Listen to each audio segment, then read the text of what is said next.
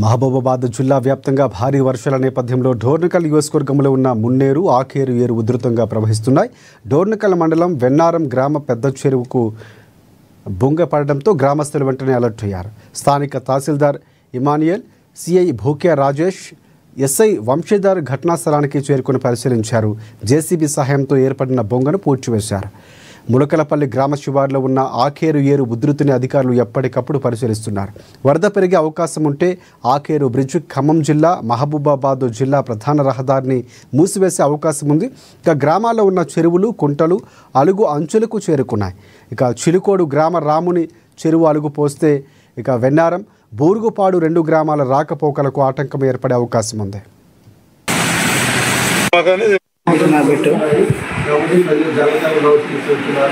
ఏదైనా జరగని అత్యంత ప్రభావం అంటే మా ఎంపీఓ గారికి, తహసీల్దార్ గారికి, సిఐ గారికి అధికారులు అంతా ఎక్కువ అసలు వెళ్తున్నాము. కాబట్టి మీరు ఏదైనా మాకు ఇన్ఫర్మేషన్ ఇవ్వండి, మాకు చెప్పండి. చెప్పి మాకు సహాయం కావాలంటే మేము దాన్ని ప్రభుత్వం